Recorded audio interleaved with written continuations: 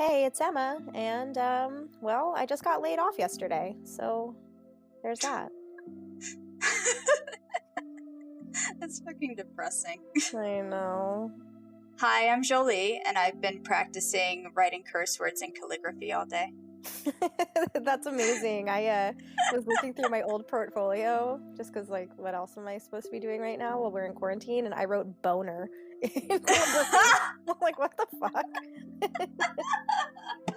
I took time. Yeah, it's a lot harder than I remember. Good one. That was good.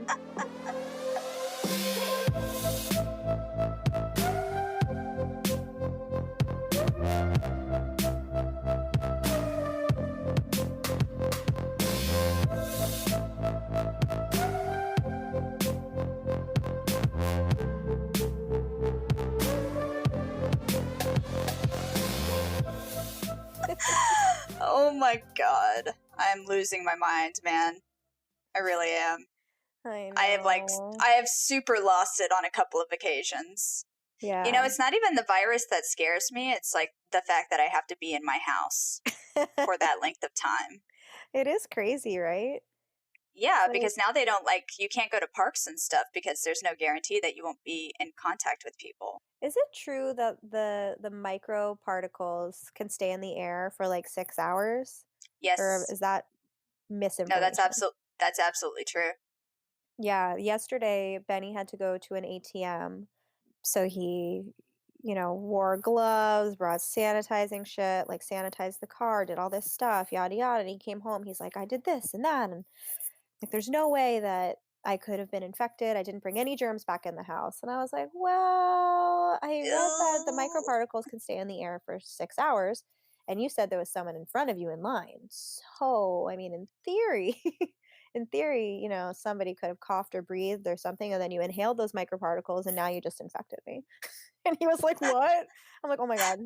Did you ever used to watch the oh my god, what was it? I think it was something like, and this is horrible, My Big Fat Gypsy Wedding. It was No. like a series that was on, or like Jesus, I can't remember what it was, but it was a whole bunch of Roma people, and there was one lady who would clean everything, including her fucking teeth, with bleach. And I would watch that and be like, oh my god. But now I'm like, well, yeah, she's like Yeah, the I get it. healthiest person in the world, probably, Right? because she's just killed any cell tissue that could possibly get infected. It's just already Yeah. dead. Well, my therapist was telling me that, like, people with OCD and stuff, she feels for because they're like, "See?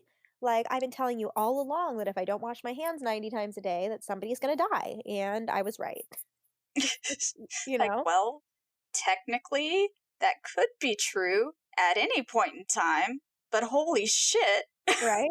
I know, it's crazy. I have, like, cuts on my hands from washing them so much. Yeah, Ripley's hands are like dry as shit. They feel like Mhm. sandpaper. I feel so bad for her little hands. This whole thing is Yeah. so crazy. It is. And I have people like sending me things like, don't panic. And I'm like, I'm not panicked. I'm just like irrationally angry because I'm stuck in my house. For sure, and, when you're stuck in your house without anything really to do, it's pretty easy to, like, read 20 articles a day about, like, scary shit, and, like, at least for me, like, I've been taking my temperature, like, almost constantly. It's Well, like you also have a sinus infection, so it's hard to know like what's going on, really. totally, and I've just been feeling this, like, general feeling of malaise for, like, the last 4 days or so, and, like, also the baby hasn't been sleeping well, and, like, I've had a sinus infection for, like, I don't know, it feels like 6 weeks now. It feels It's like been a really long time. it's It's been been a at really long time. least a month and a half. I think it's been 2 months. Yeah, so it's just like I don't know, but it's easy to be like, "I'm dying, I know it." Yeah. I mean, I even get worried about there was someone delivering something today, and he was like really quick, and you could tell that he was kind of paranoid about it. He was like wearing gloves and everything, and like, oh Mm, god, she's here. I have to hand it to her in yeah. person. But like, I even thought like, you stay away from my house. Well, Like, just yeah. drop it. I same. Yeah, we got a delivery today of White Claws, it's essential. We got White Yeah, Claws delivered from, absolutely. You need it. 7-Eleven, and we had to show our ID, and we showed it, like, through the screen. We were just like, "I'm not opening Drop this it. door." I'm gonna spray like bleach all over everything. Yeah. including you if you don't leave. Right? Leave, get out of here. I was joking around with my aunt. My aunt and uncle live in Paris, and I don't know, maybe I already told you this, but they both had Yeah. COVID.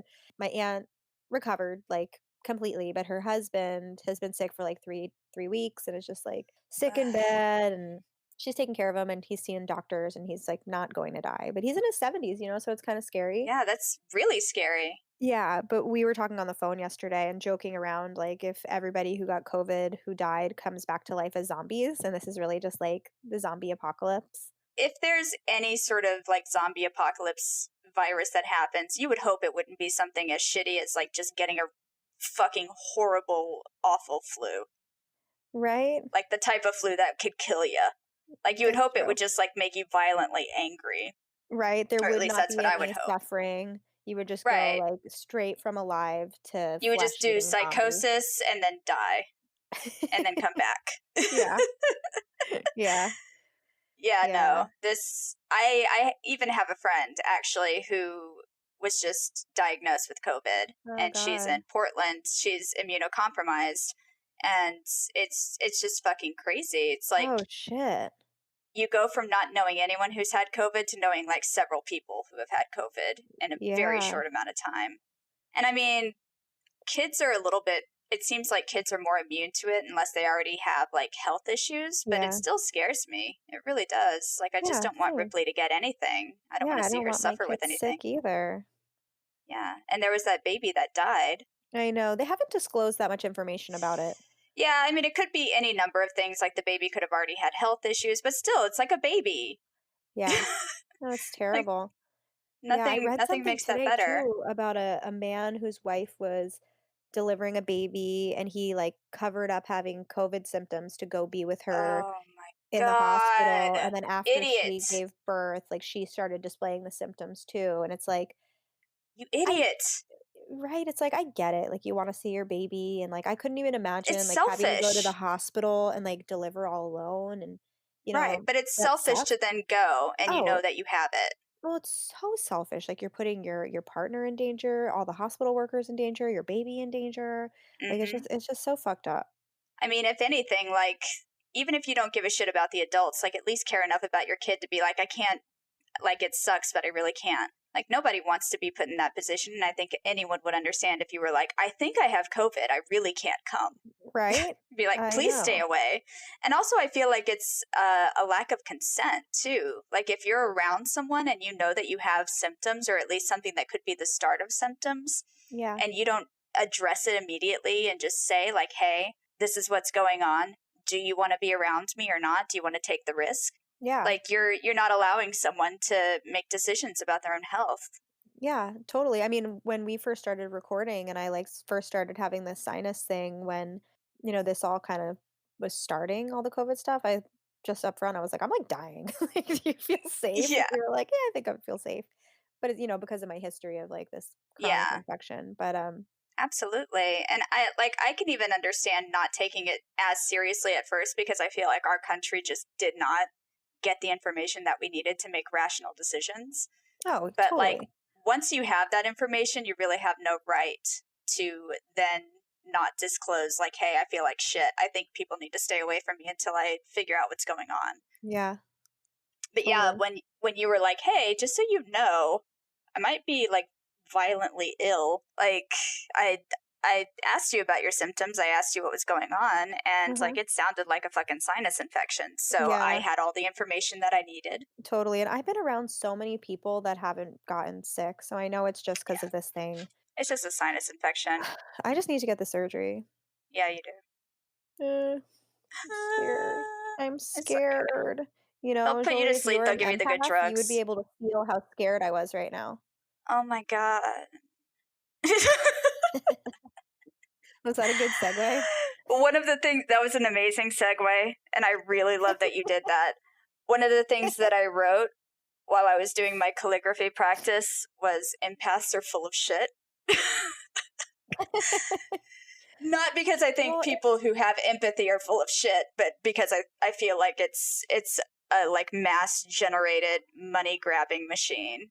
totally. I mean, in my research, I found some pretty interesting stuff because there's there's, like, the kooky empath stuff, but then there's also, like the psychotherapy type stuff, Interesting. which is, like, a little bit more interesting. I mean, it's all interesting. Yeah, I'm I'm really gonna tell excited you to hear about it. about it. Oh, hell yeah. Alright, so the definition of an empath comes from Star Trek, and it's a person with the paranormal ability to apprehend the mental or emotional state of another individual. So I mean, from the very beginning of like this word being a thing, it was a fictional thing. Right, it's like a Um, mystical, like, oh wow, it's this superhuman ability to feel what someone else feels. yeah, but I guess from that, like different people were like, yeah, I guess this is a thing. There's So this lady, was it Doctor. like, was it early Star Trek or like later Star Trek? Gosh, I don't really know. I was actually just thinking as I was starting this that I don't have any dates in here, like no dates of of when any of this stuff. So it's from the original air date is 1968, season 3, episode 12. While visiting a doomed planet, the landing party is subjected to torturous experiments by powerful aliens. Wow, they couldn't screen this episode in the UK on BBC because it was so disturbing. They didn't What? broadcast this episode until 1994. What the fuck? Now Crazy, I want to yeah. watch this. I know, that's really interesting. I think it's interesting though to see like what people couldn't possibly tolerate in the 60s versus like what they'll show now. Oh my god, right? It's absolutely Like, bonkers. wow, this is the second most watched season 3 episode, but it was not repeated on NBC because the torture scenes were too graphic. Damn. Everyone's just like, "This is Ooh. fucked up. We're not showing you this shit."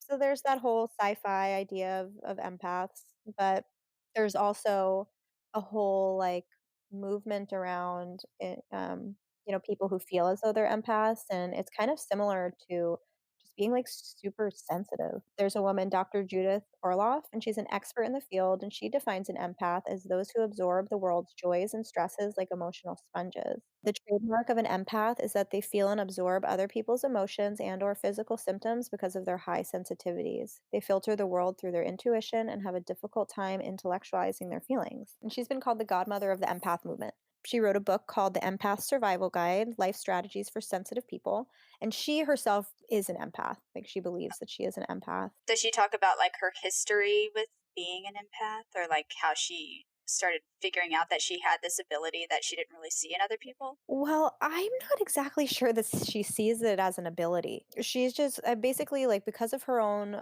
life and the way that she like feels as a person and feeling like super like overstimulated or like burnt out and fatigued, and she was getting a lot of physical symptoms Mm. because of how sensitive she was, that she started developing like coping mechanisms, like ways to kind of like take it down a notch. Like she's not a lot of like this whole empath stuff isn't really like the woo woo like psychic empath kind of thing, like in that Vice documentary that you had sent me. Right. I watched that, and I mean, I'll talk about that more later. Um like that guy David Sauvage is just like, I mean, I think he's full of it. Like he's just totally full Yeah. of shit. I I feel like people are just making shit up. They're just like, yeah, we're doing this now. Well, me too, and like that stuff he was doing where he's like bending over and like grabbing his head. It's just like, chill out, So dude. fucking dramatic. Right, So right, dramatic. like, chill Yeah, that out. part I actually laughed at. I was like, what? Right, me too, me too. No. So, anyway, those people are weird, and I'll get to, like, the kooky shit later, but right now, this is the stuff that I don't really think is kooky and is actually more interesting to me because I, like, really think people's brains are interesting. I like to read books about, like, mental health and, personality disorders and Your all mother's a sorts of stuff. psychologist, which, Yeah. Yeah, psychiatrist, and, psychiatrist, sorry. yeah, I remember going to a psychopharmacological conference with her when I was, like, an early teen or something and being like, "This is so dope." Like, I just loved it. That's fucking awesome. I know, I should have, like, pursued doing that, or I don't know, maybe not. Probably would have been good at it. Maybe Yeah, I I think still you would have could been. go back to school for, like, 10 years now. Oh, yeah. Definitely, definitely gonna do that. You're But I you're have thought ready. about maybe being, like, a drug and alcohol counselor or something that's, like, doesn't take as long to be Yeah. certified, and maybe I'd be good at it. Yeah. I think you'd be Um, great at that. oh, thanks. I think you're Okay. deeply empathic Do you? in I mean, in the so real way. I took these tests and I'm not, but I do feel that I do have, like, empathy and compassion. I'll give you the tests too, Okay. but I'll need, like, a pen to write stuff down. Alright, 10 traits of an empath. 1, highly sensitive. 2, absorbs others' emotions. 3, introverted. 4, intuitive. 5, needs alone time. 6, can become overwhelmed in intimate relationships. 7, targets for energy vampires like narcissists, the victim, the chronic talker, the drama queen. 8, becomes replenished in nature. 9, has highly attuned senses, like really sensitive to noise, smells, etc. And 10, they have huge hearts but give too much. Dr. Orloff believes that an empath doesn't need to feel too much and become overloaded.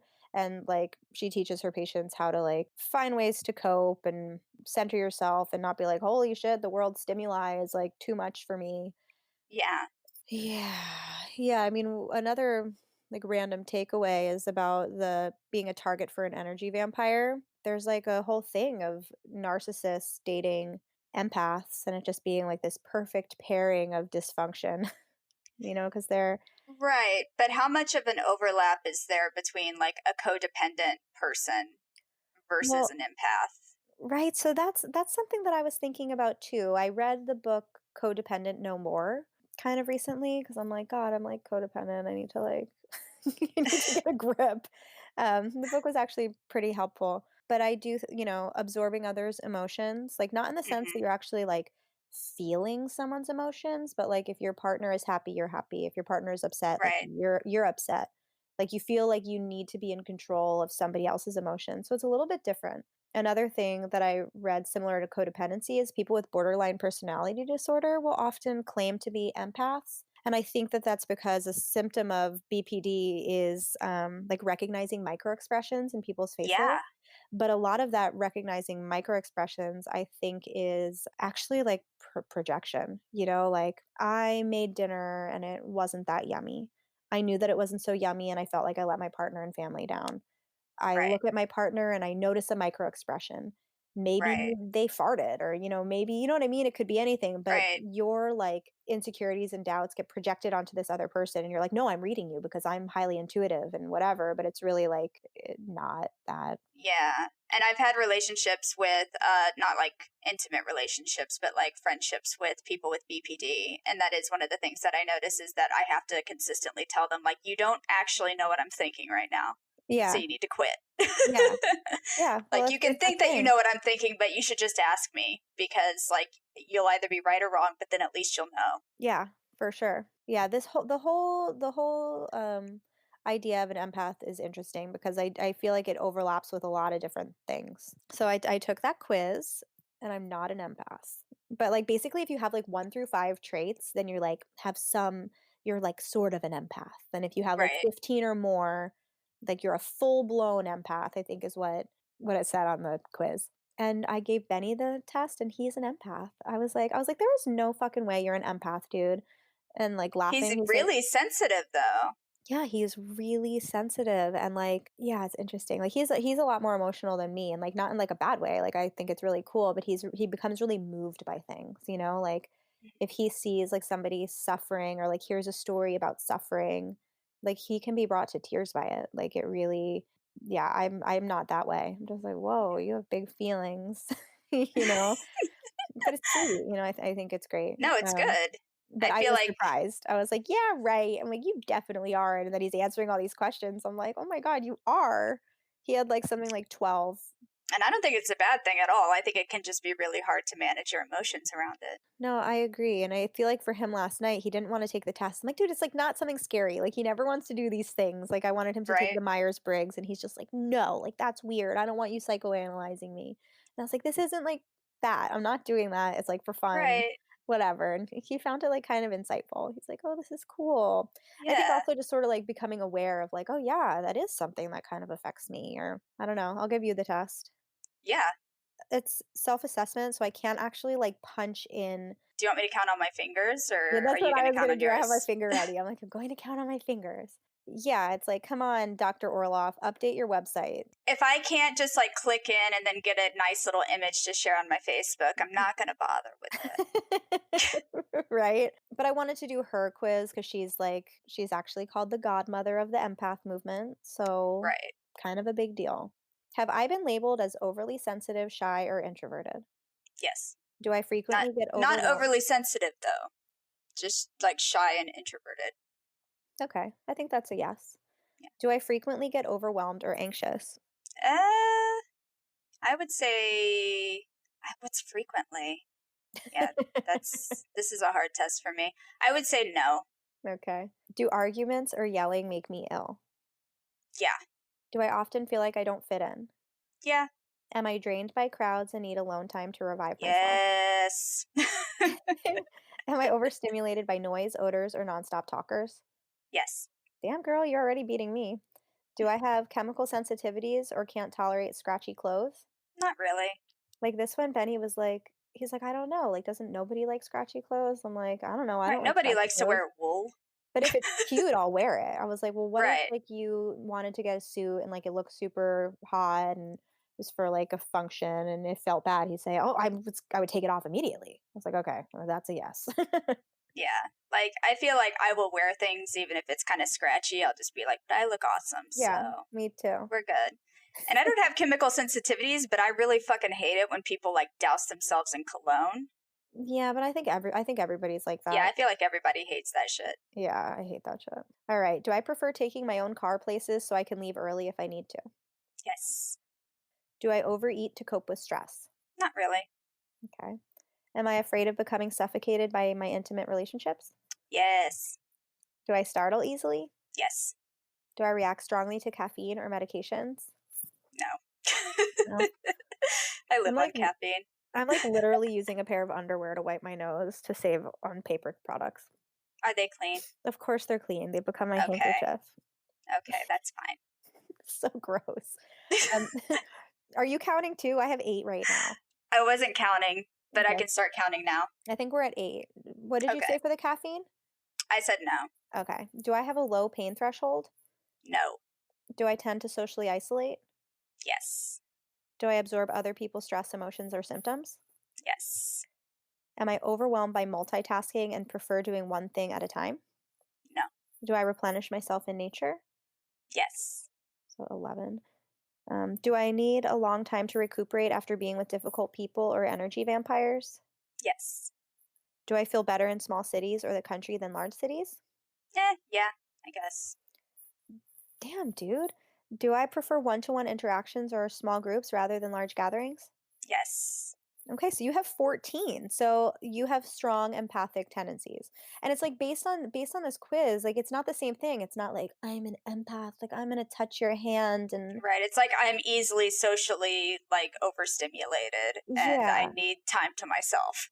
Yeah, is really what she's saying it is. It's like in empaths the brain's mirror neurons oh my god.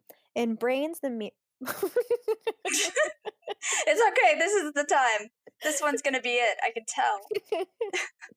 In empaths, the brain's mirror neuron system, a specialized group of cells that are responsible for compassion, is thought to be hyperactive.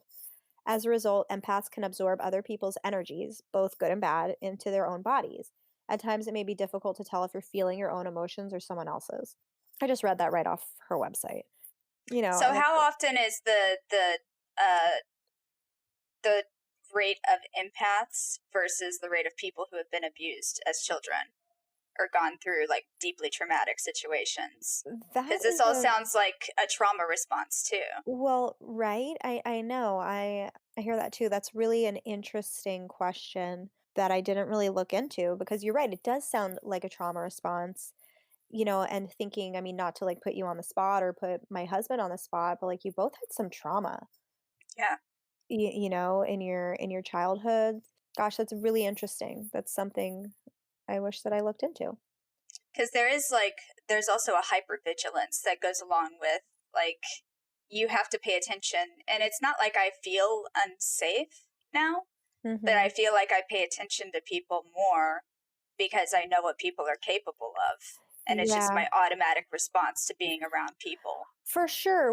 Did they say something about that in that Vice documentary? Because that whole premise does seem interesting. Maybe I actually listened to a TED Talk or something about it because I listened to a few about this stuff.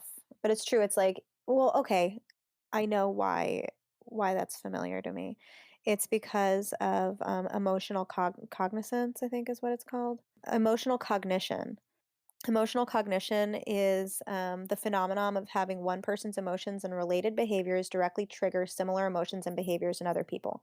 And like with emotional cognition, with people whose parents like may have been a narcissist or have borderline or be an alcoholic or just like a drunk or something, in order to protect yourself, you needed to really be hyper aware of these things.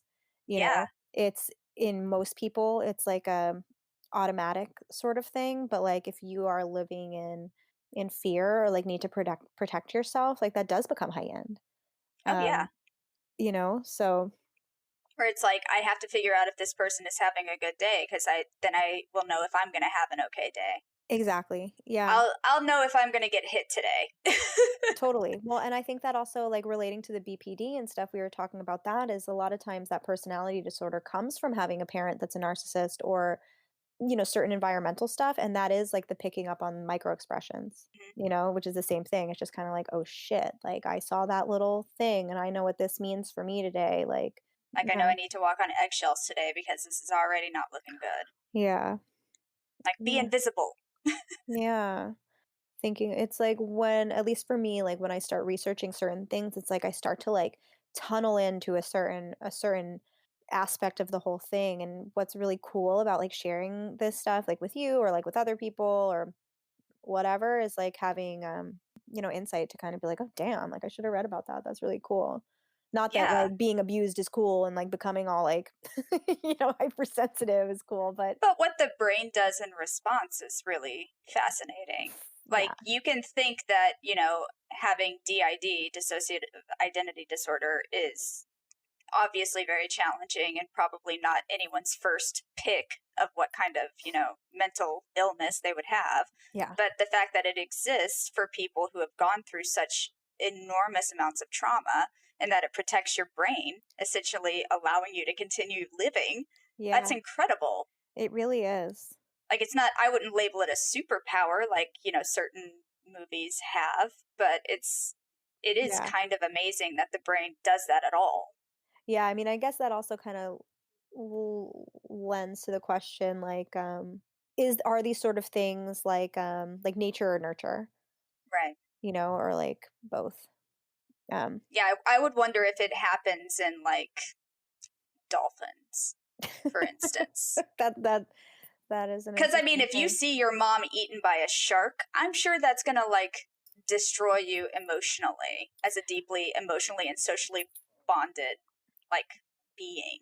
Oh, I'm sure. I mean, Finding Nemo, not that this is like incredible source about fish, but in Finding Nemo, the mom dies. Like the dad sees the mom die, all the eggs are like taken away, and then he's like all fucked up and doesn't want his son to go away.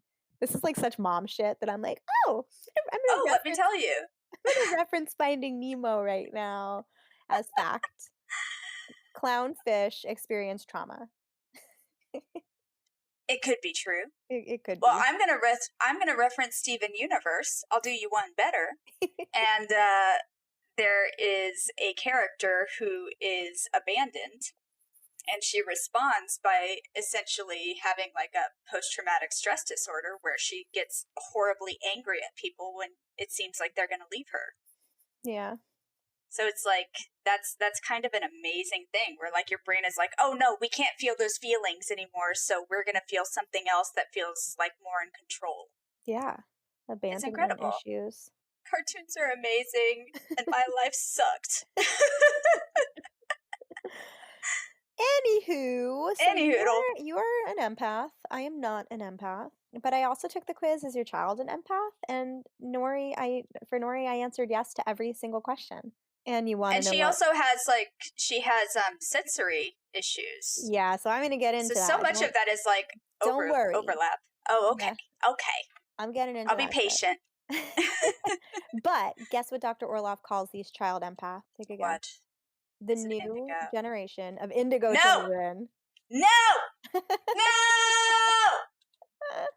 I know. God! I know. I'm like, "Look at Take this. a We're good thing and connecting more make it dots." weird. No, thank you. Crazy, right? I That is. literally wrote, "Say Ugh. what?" It all ties in together. Yeah, right? It's interesting. But I wouldn't call Nori an indigo child, especially because of No. what we, like, talked about last week. Yeah, Um, because it's like deeply hurtful and yeah. weird. Yeah, it's totally weird. But I do know that Nori is different, Yeah. and She reminds me of me as a kid. does she? Yeah, Yeah, and I remember telling you that actually when she was like 2 and yeah, she me would like too. just need to be alone even during play dates. I was like, Mhm, she's an introvert, man. She mhm. doesn't like she needs time. Yeah, she needs her time to recharge, and, like, she's been having a hard time actually with being home with school being canceled, and it's like, you'd think, like she misses the social aspect, of course, of, like, being at school and whatever, but at school, like, during recess, she'll, like, go play by herself on the swings, and, like, that's kinda what she enjoys, and it's, like, her time to recharge, but I think being with us nonstop every day, like, towards the end of the day, she's, like, melting down every Yeah, day. Ripley I'm is like, too. "What is happening? Like, calm down." But, You have to have different faces around you no matter who you are. Otherwise you feel like you feel trapped. yeah, so she has sensory processing disorder. She's smart, and I think that she's wise for, like, a Mhm. five-year-old, and very sensitive. It's kinda like what you said, like, this empath quiz for children is really similar to, like, what sensory processing disorder is. Someone with SPD is it goes either way, like, you can either, like, not be sensitive enough to sensory input and, like, you crave that kinda thing, like, where you'll, like, bang your head against the wall or, like, be kinda Right. reckless, like, whatever, that's not Nori. She is, like, too sensitive to sensory input, so there's been some studies about, like, how that relates to emotional cognition. So I gave you that definition of emotional cognition before, but in case you forgot, I'm gonna tell you again. It's the phenomenon of having one person's emotions and related behaviors directly trigger similar emotions and behaviors in other people. There's lots of different ways that emotions are shared across people. It's like nonverbal communication, facial expressions, people's behaviors. This woman, Tanya Singer, she's a director at the Max Planck Institute for Human Cognitive and Brain Sciences in Leipzig, Germany. She's a pioneer of social neuroscience. Anyway, a quarter of the volunteers that she had for this study experienced a surge in their levels of stress hormone, cortisol, when they were watching other people go through a stressful situation. And it's like, think about it, like when you're watching a movie, like where like shit just keeps like not working out or whatever, Oh, I you're like, can't. "Ah," and you start like really feeling stressed out, you Yeah. know. I get intense anxiety, especially when characters are doing embarrassing things or like Oh, right? socially irresponsible things. I'm like, oh Yeah. my God. Oh no, I can't. Yeah, right? Well, it's like without emotional cognition, like we wouldn't really enjoy watching movies, I don't think. Right, Because we have right. to understand or I mean, what about empathy? That's an interesting thought. Like if you're not able to empathize with other people, are movies interesting to you? I wonder. Right? I don't think they Like would be. like sociopaths, do they have less of an interest in media because they can't feel it to the degree that some other people might feel it and enjoy it? Yeah, what an interesting thought. Yeah, that is an interesting thought. Hmm. I know. We should do a study. Let's find I a bet bunch of there are. sociopaths and You know what? The two of us have just now gotten into this. There has to already be a study. there has to be. Make a note of it. We'll look it up. Okay, so the hypothesis here is that if for all people, someone else's fear and anger, makes them feel that same kind of stuff, maybe people with SPD receive more of this information and respond to it more strongly and therefore have more empathy. So I don't know. That makes sense. It's a thought. So then there's another type of people that is also similar to empaths and people with sensory processing, and they're called highly sensitive people or HSPs, which I actually didn't really know anything about them. And you told me to like look up sensitives, and I'm like, what are sensitives? And I thought it was something like, again, like I thought it was going to be some sort of like, um, Hippy dippy. yeah, just like sensitive, like same shit. Like let me hold your hand and like feel your feels and like make you like, make you pay me for it. you know. Oh my god. Um, Yeah, this woman, Dr. Elaine Aron or Aron, Aron. She believes 20% of the population are HSPs, and she also has a quiz about whether you're an HSP, and it's essentially the exact same test as Dr. Orloff's empath test. That's It, interesting. yeah, there's a few more questions. Like one is about being hungry, another one's about avoiding violent TV, another one's about not making mistakes, and I think there's a couple other ones that she added on, but it's interesting because 'cause they're, like, essentially the same thing. Right. Um, It sounds like highly sensitive people is just like a slightly more intense version of empaths. yeah, or, like, less about, like, feelings and more about, like I don't know. I don't know where I'm going with that. I Is don't it more know. about like input, like what's coming in from the world? Yeah, maybe.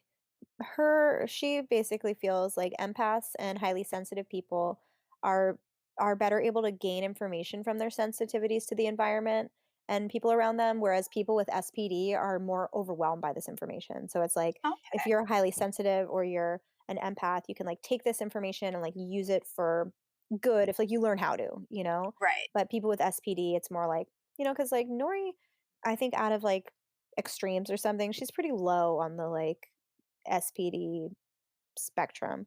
Like she goes to occupational therapy, she just had her like retesting and she just has a few months left. Like she's doing really well, but other kids it's like with her like I'd pour water on her head in the bath and she'd just like cry, like beg me not to wash her hair, whatever. But like once it was over and after a little while, like she'd get it back together. Same thing with like nail cutting, whatever. Like it's always this like huge build up, whatever, and then it's over. But then there's other kids that they can't get it back together. So they just stay in that state for however long. Yeah, Oh my so for god. them, it's like occupational therapy. Like, I think if we'd never put Nori in OT, like, she would be okay. Like, it might be, Yeah. like, annoying for me as a parent to be like, "Oh my god, like, let me just wash your fucking hair. Let me cut your nails." Like, Jesus, but Like, why is it got for to be a her struggle? for her functioning or whatever, like, not a big deal. Right. Yeah, I don't know where I'm going with that either. I'm just like, "Blah, blah, blah." Here's some other things. Here's some other things I wanna talk about. Um It all fits in together though. Like it makes sense that like these things can't be a superpower in quotes unless you actually learn how to utilize the information you're receiving. Otherwise it's just too much all the time.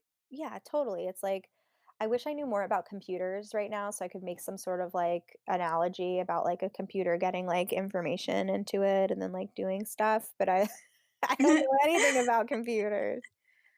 Have you ever So, seen that movie Temple Grandin? no, I mean, never. she's an actual person too, but she created a system wherein cows that were being led to slaughter would be led in a specific way so that they'd be calm. Oh, yeah, I've heard about this. And I'm thinking about this because, like, last night I was watching 30 Rock, which you and I both love to do. Yes, we And there's the do. joke about a Temple Grandin porn style that is 10 poles rammed in. But, like, that's another thing where it was like she used her sensitivity and her extreme sensitivity to solve a problem. Yeah. But she had to be, like, taught how to do that, how to Mhm. utilize this information that she was receiving from everywhere. Yeah. When you think about it that way though, it's like maybe you could be taught to use these sort of sensitivities to be like a psychic or Oh, intuitive God, or no. whatever. No. I feel like that's a reach. That is a reach. I think you could be taught to use your sensitivities to help other people process their emotions Yeah. because you have to process so much that you have a better handle on how to process things. Yeah. Well, I But think it's I also like a ugh. big thing and like sort of like a egotistical thing to say that you know what somebody else is feeling and like, it is. It's yeah. For me, when people say that, I'm like, you're a narcissist. When people are like, I'm an empath, I'm like, you are self-absorbed. Yeah, but I mean, I don't know. Or it could be that you don't feel like your word has any validity unless you give yourself a title. Hmm. So Yeah. it could be either extreme narcissism or a lack of personal identity. I really did like something in that Vice documentary that somebody said who went to that David Sauvage thing that he charged like 25 bucks for. And it was somebody there who was just like, oh, I just was curious what, you know, being an empath is, and he said, "Is being an empath just another way to say I'm more special than you?" And Oh, I liked that. I was just like, "Yeah, is it?" it kind of is. Yeah, And right? people are very like possessive of what they think they are. Yeah. Yeah, it's interesting. Like, the lady doing the documentary, the reporter, was saying that he just kept saying stuff like, "I'm getting a deep, deep sadness," like, "I'm getting a deep, Uh, deep sadness," like, saying that for, like, almost everybody, and she's like, "Well, everyone is miserable, aren't they?" You know, it's like, you can say that to anybody, like, everybody has some kinda shit that they feel deeply sad about, like, right. right? I mean, I don't know, maybe I'm just being, like, glum or bleak, but it's like, I have shit that I'm pretty sad about, like, that's not on the surface, but, like, you know, everyone's You got can, their shit. yeah, you can say that. I could say that to my daughter. I'm getting a deep sadness in you, and she would give me something that she's sad about. "I'm so sad that at school today," you know, like some shit. Nori always tells At me shit school like today, that. there was no school today. I'm deeply sad.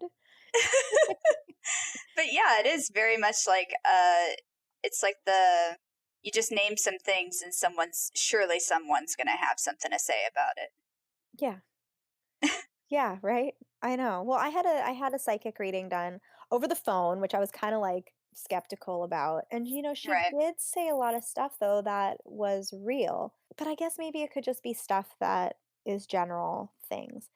Like, I didn't wanna talk about my relationship, I was actually calling about, like, work stuff because I had, like, 2 different job offers, I was like, "I don't know which one I wanna take." One of them is, more like my career path, but the other one's more, like, interesting, make a Right. decision for me, basically, is what I wanted, but she kept being like, "Oh, I'm getting these other feelings about, your relationship, yada yada. I feel like there's distance between you and your partner." And Benny was on tour and I was like, "Well, yeah, I mean, there's like literal distance between us." I was like, "You're incredible." But like maybe that's Right. just a regular thing, I think that is. you know? I honestly feel like I could say that about literally any friend that I have that has a partner. I'm getting a Yeah. distance. And it would be about like, it would feel specific for them. But for me, Yeah. it's just such a general thing. Yeah. Well, and I didn't even take it like in an emotional way. I was like, "Yes, Mhm. there is. He's miles and miles away from me." You know? Right. Whereas for some people, it might be like, yes, I feel like our intimacy has, not Yeah. been where it needs to be. Or like, I feel like he's not getting that I need more in this aspect of our relationship. Yeah. So maybe it was a load of shit. I don't know. It was like something I to feel like if it do. helps you, it helps you, as long as you don't take it so seriously that you'll change your whole life based on what some psychic Well, says. totally. And I never did it again. I never got another reading. I was not that like impressed by it. I was just like, "Okay, cool. Well, you told me a bunch of stuff that I already know." Like you didn't like predict the Thanks for future. telling me some stuff. Yeah, thank you for, I don't know. I don't know, man. Yeah. So, yeah, I mean, I wonder if I hit up that lady if she would call herself an empath. Maybe. I bet she would. Is empath and psychic interchangeable? I don't I think think so. it. I feel like people who know that calling themselves psychic would get them a lot of like eye rolling, call themselves empathic. Yeah, I mean, it's funny too. Like when you like type empath and like want to look stuff up, it's like 15 signs you're an empath, like the magic superpowers of being an Ugh, empath. God. Like, yeah, so I guess it's kind of like a hot topic, or you know what I mean? Like, this is who I Yeah, am now. I Um, have my crystals and I have my empath test. yeah, I have a whole list of all sorts of different empaths written by the American Empath Association. It's a thing. But before I go there, there's just one more thing that I want to talk about that's about like the science behind empathy and empaths. And Okay. so there's this Abigail Marsh is a psychology researcher.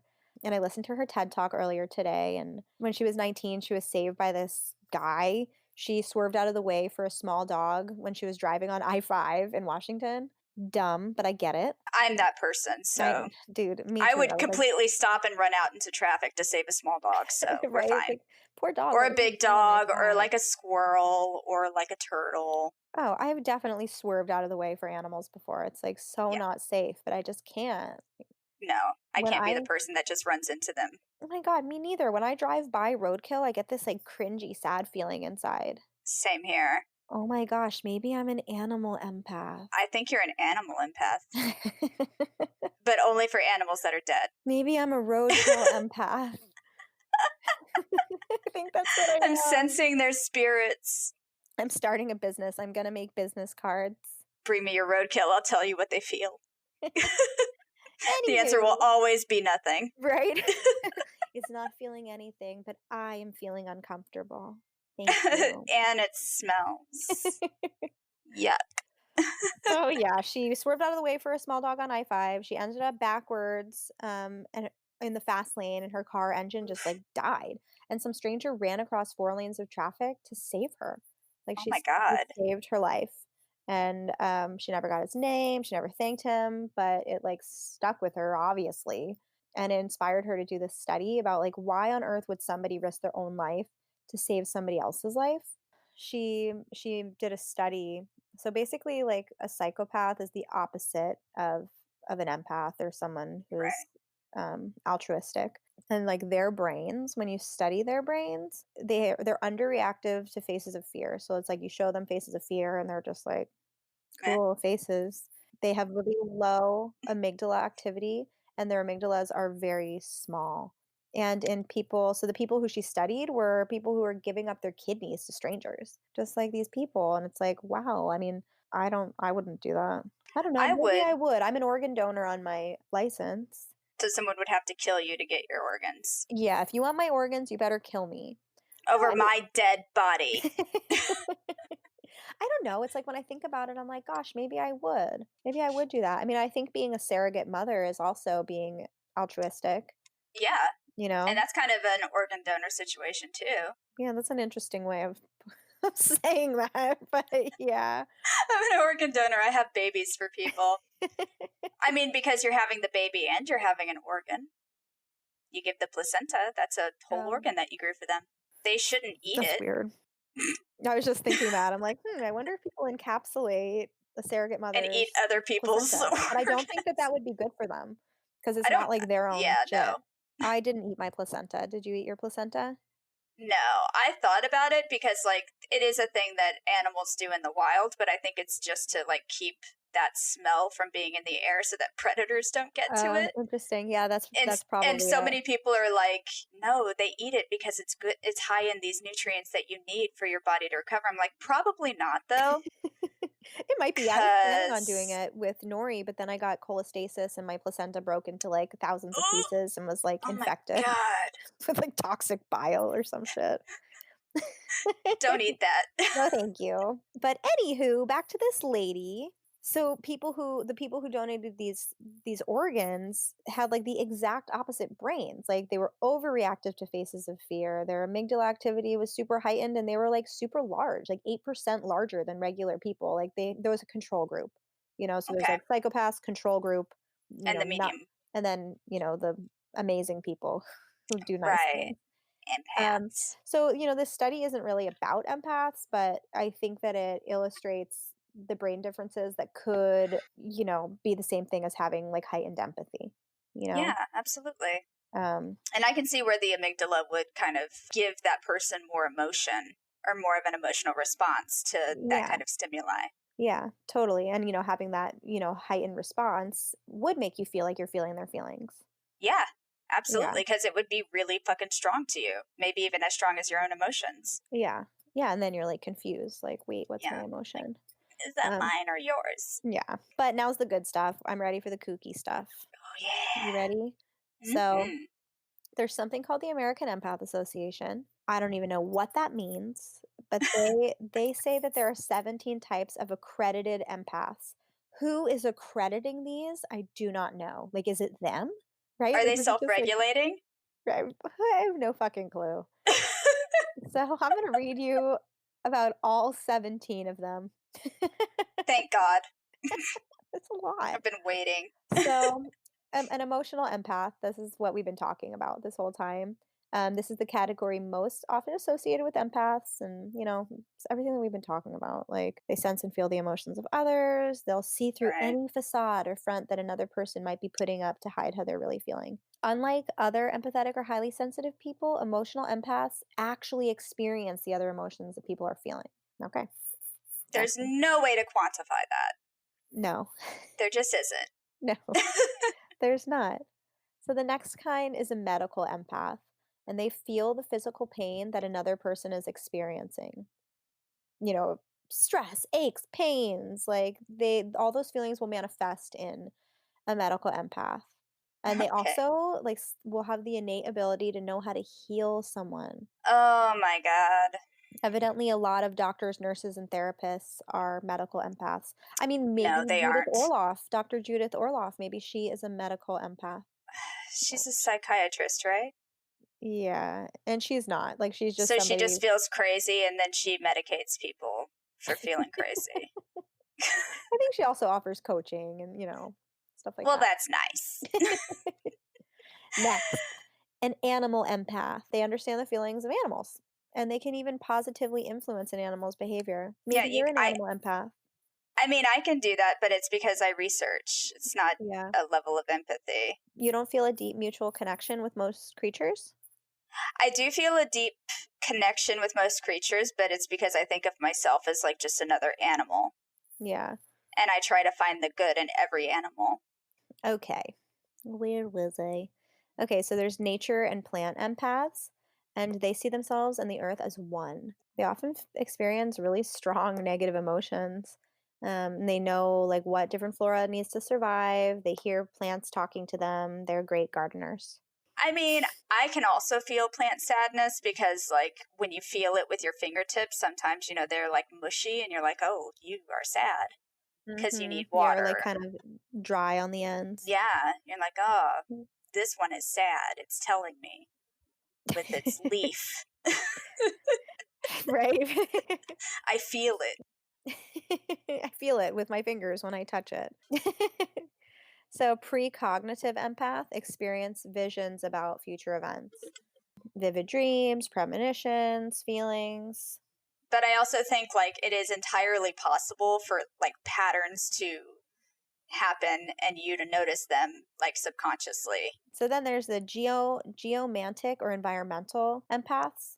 And that's They feel different from energy that's been like plants. left in a room. So it's Oh, like okay. they can walk in a room after like, somebody had a fight or something, and then they like feel it. They like to explore graveyards and churches or old houses for no reason. Or the reason is that they feel that energy, Or I the reason is guess. that they're, like, goths. Yeah, they're goths. They only wear black. They wear eyeliner and Every day is Halloween. We all know this. Goths are all environmental right, that's what they should empaths. start calling themselves, geomantic empaths.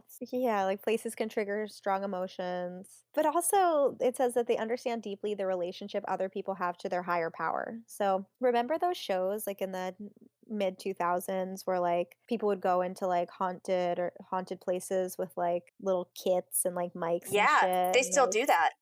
really? There's still Yeah. shows like that? Yeah. Yeah, like go to like abandoned mental hospitals and stuff. Like that's what those people are, Oh my right? The God. people that go in there Yeah. are like, I'm feeling this energy, whatever. Those are environmental slash geomantic empaths. There's a It fact doesn't for have as you, much of a ring to it though as Ghost Adventurer. right? Just doesn't. You're right. So next is claircognizant empaths. They can see past body language, facial expressions, and words, and they just know someone's deep secret. That's somebody that you don't want to be friends with, Yeah, no, that sounds like a fucking creep. right? I'd be Like like, I'll pass. you need to get out of my face because I don't need anybody knowing my secrets. They're known as clear knowing mediums, and they're like BFFs with the supernatural world. Besties. They also are Besties. mediums, like people that can connect to the deceased. And I guess they also can experience the feelings, thoughts, or mental impressions of spiritual beings. So I guess that's like a medium, Yeah, an accredited right? medium. Yeah. It's an accredited medium. Uh, Next time you visit a psychic or like talk to a psychic, you should ask them are if you they're accredited. accredited? It's just funny to me. It's like, what is this shit? Like, Right. who did this? You should look at the website too. Like the header on it is like an eye, like a big eye with like Oh. circles around it, and then like 10011. Oh You my know, god. These people loved The Matrix. yeah, dude, it's so funny. I mean, to some people this isn't funny. To some people, they like really believe it.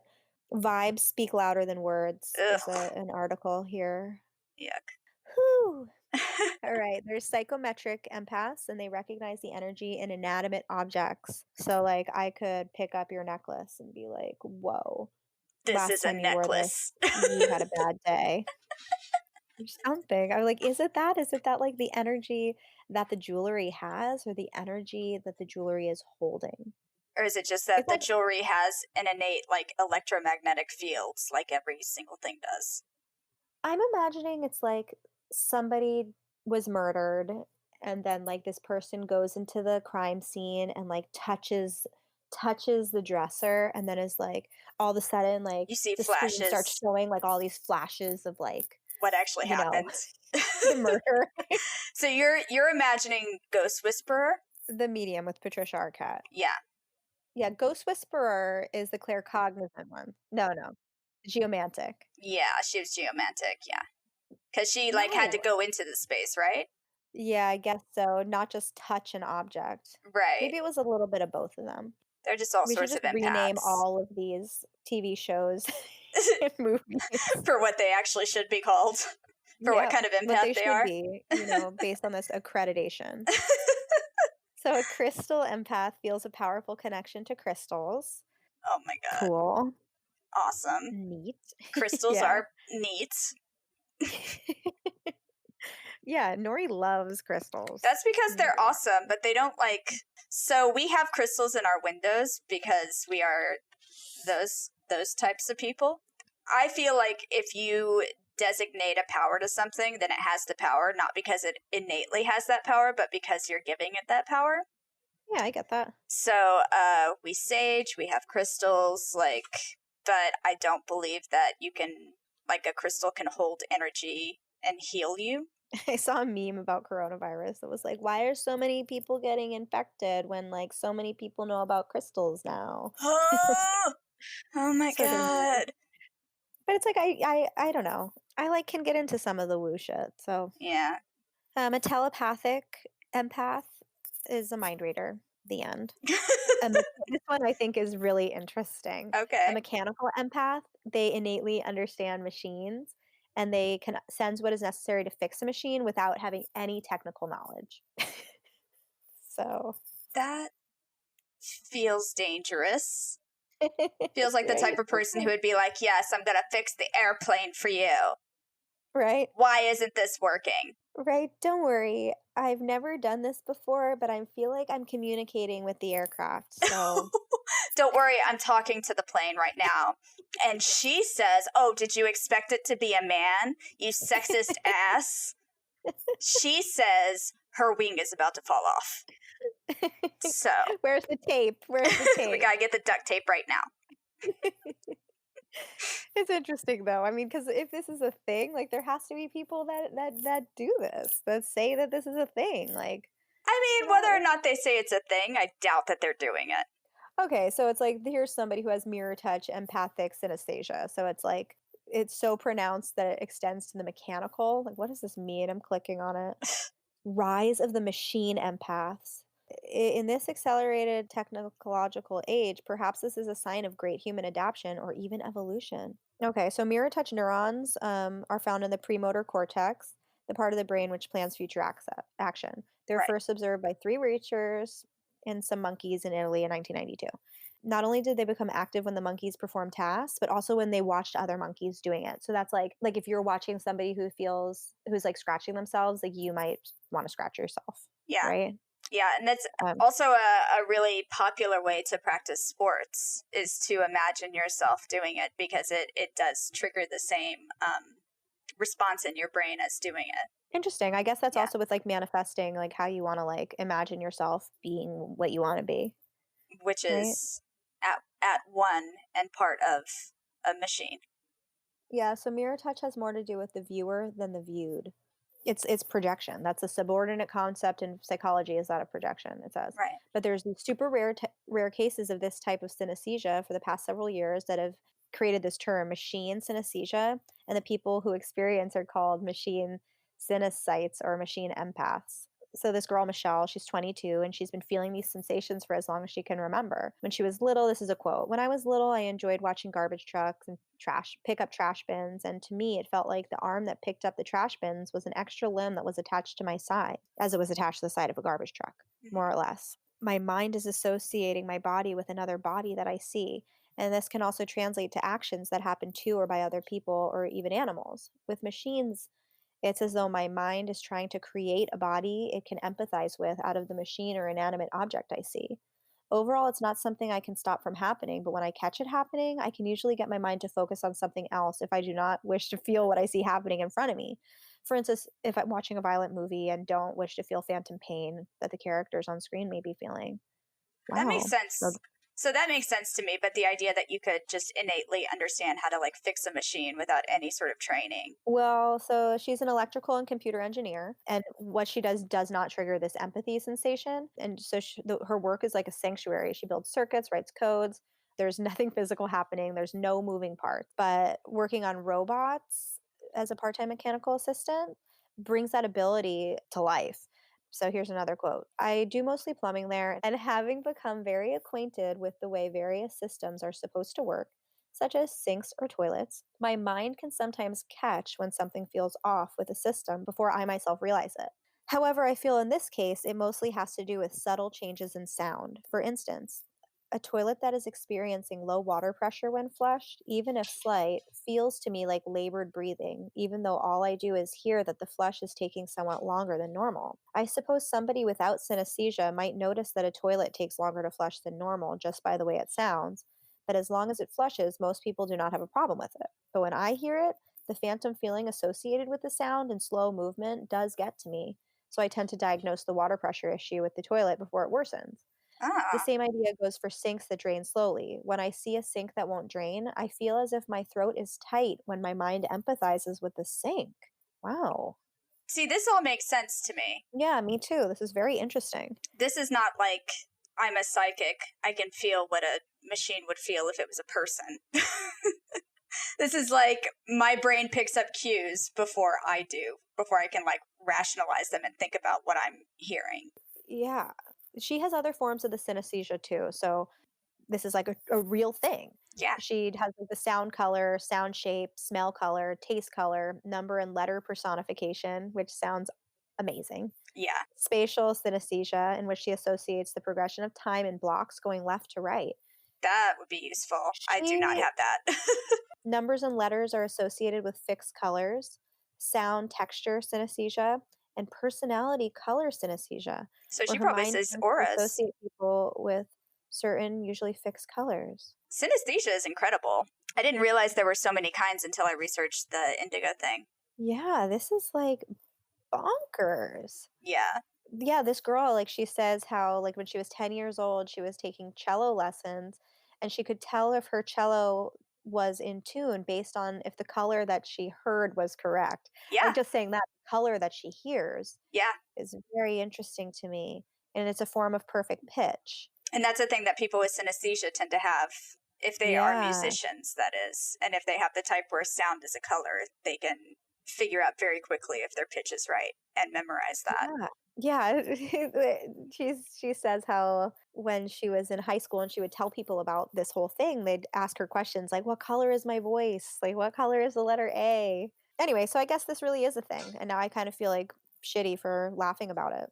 I mean, but if you're saying it like you initially said it and how they described it, it does not sound like a thing at all. It sounds insane. But if you're saying it Yeah. like, you know, a person is able to process information that they're receiving in a different way, that feels precognitive or that feels, you know, superhuman, but it isn't. That's different. Yeah, you're right. This girl is incredible. She says she's pointing out how mirror touch synesthesia also includes empathy, which comes back to what we're talking about Mhm. with other humans. So it could simply mean our brain is adapting to how it perceives the environment as a whole rather than to just machines or inanimate objects. So here's another quote. However, one way empathy could be interpreted is that our brains are developing a new way to receive information about our environment. And so, in this way, we're able to pick up more information on machines with machine empathy and thus create further progress in technology with the information that our brains pick up. That's awesome. She does yeah, I don't tend to mirror the machine's movements with my own. I do find, however, if I decide to mimic the machine's movements, I can very accurately do so, thanks to the sensations I feel when watching the arm move. So I only have 2 more or 3 more. So Okay. there's the astral empaths, and they can directly interact with astral beings, including fairies, angels, or ETs. And I've heard about these. Like, I have a friend who's really into this kind of stuff, and she has, like, an astral guide, which is interesting. That's fascinating. Then then there's law enforcement or not ETs, law enforcement empaths, which I guess that would be medium, right? They share the special ability to solve crimes and find missing persons. That to me sounds like the idea that most people have of like cop shows where it's like, Yeah. oh yeah, like, or like the Dr. House version of like a cop show where Right? they're like, ooh, Yeah. you're finding the clues, let's put it through like APHIS, see Uh-huh. what's happening. It's like, no, that is not how any of this shit works. Like, we just really No. do the work, we But search for maybe it's leads. like maybe I'd take a moment to Google law enforcement empath and then I'd find some like amazing article like I just did about this mechanical one. Right. So then the last one is molecular empaths, and they experience others at the molecular level. So they like really get someone's essence, whatever that means. Everyone So, experiences everyone else at a molecular level, though. so being able to sense other people's feelings and feel them too, I don't think that it means that you are better able to give advice or heal No. other people or, and I think out of all of the research I did in general, the most beneficial piece of information that I got was also from that Vice documentary, and it is that screaming is the number one spiritual practice. Okay?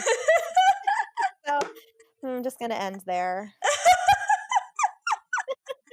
No context. Yeah, Just no context. that's That where was we it. end it. Um, what I would like to impart upon anyone who's a mechanical empath is that they should not watch shitty robots, which is one of my favorite things to watch. Is like robots not doing their job properly. Oh no. Fucking hilarious. Like I would like really be struggling watching that. they'd be like, oh no, that poor robot. There's one where it is a recycling truck that is trying to put the recycling into the thing, but then it just flips the recycling into the yard.